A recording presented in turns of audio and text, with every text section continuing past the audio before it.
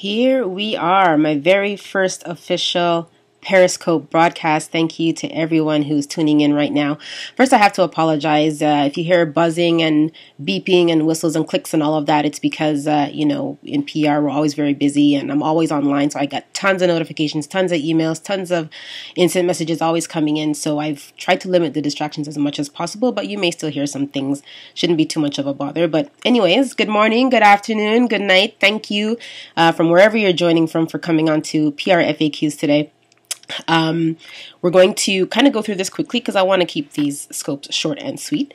So first thing I'm going to say is if you are tweeting or Instagramming this broadcast, please use PR FAQs hashtag. I even wrote one out so you can follow PR FAQs.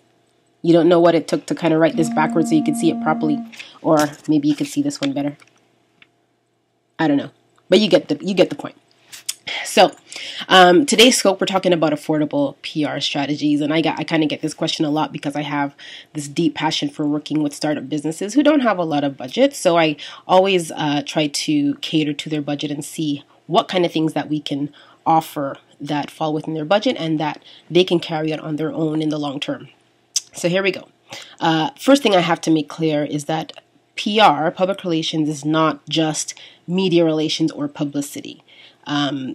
Media relations, well, I'll say public relations is the function that helps you to build relationships with your public using strategic communication.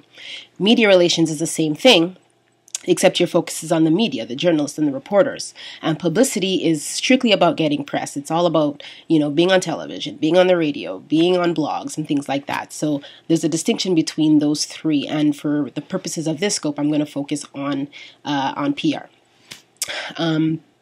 So the first affordable PR strategy is research. A lot of people who have worked with me know that I always tout research as the very first thing, and I know what you're saying.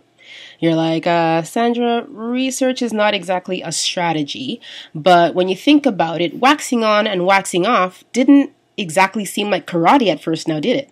And it's the same kind of thing. And if you don't know about that term, then you're going to have to look at the original Karate Kid on your own. I can't go over that in this scope. That's for another scope. But you have to do your research. That's the most important thing. That's the best place to start for anything, for PR, for starting a business, for anything, for dating, for anything. Do your research. Look into Facebook. Look on LinkedIn. Who are the people that you need to connect with? Who are your customers? What problem do they have that you can solve? Or maybe they are in need of your service, but you can offer something, maybe a little different. Maybe you can say, hey, there's a free Starbucks giveaway if you're interested in attending. I see you like Starbucks. It's not always about the direct sale. And if you could learn more about your audience, then you know exactly what to do to get to them or to get their attention. So research is definitely a huge strategy in getting anything started with PR. The second strategy is your email marketing. So I always say that if you're not willing to get on the phone and if you're not willing to go out and meet people face to face, then email is your next best option because people check their email, of course. So that's another way that you can get into their faces, to send an email, but you want to be consistent and you want to deliver value. So don't just send anything willy-nilly. You have to send something of value. So, the way that you send something of value is referring back to your research. Your research will tell you exactly what people want to know about, what they want to hear about, what they want to see into their email inboxes. So email marketing is your next best bet.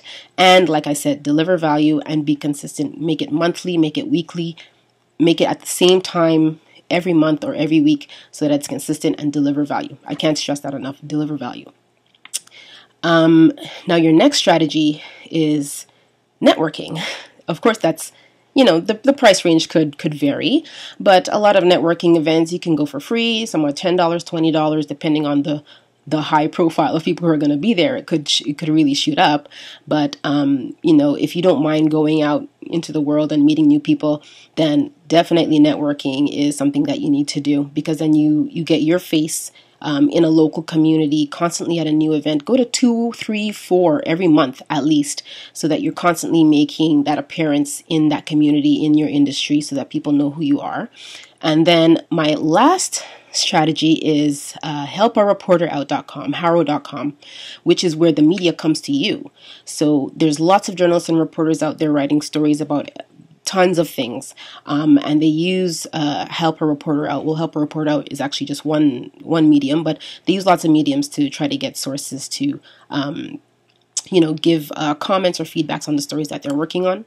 So what you need to do is, as soon as this broadcast is over, go to helpareporterout.com, create your account, and you're going to get 3 notifications a day. And you're going to see a bunch of queries come in, journalists who are looking for people to comment on health or beauty or technology. Tons of topics to comment on. And I've had quite a bit of success with my clients getting them mentions through Harrow. So create your account, get your Harrows, respond to them. A lot of them have deadlines. You might get some in the morning where the deadline is, for the afternoon. Take the time if you can and respond, because it goes a long way if you can get that mention.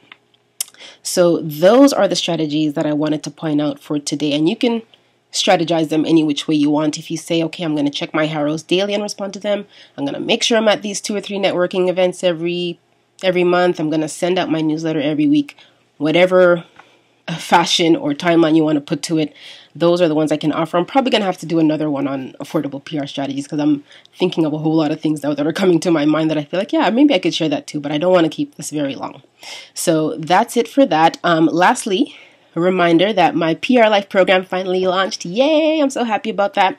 Please go to sandragabriel.com and click on PR Life in the menu, and you'll learn all the things that you need to know about defining your brand, connecting with the media, and growing your following.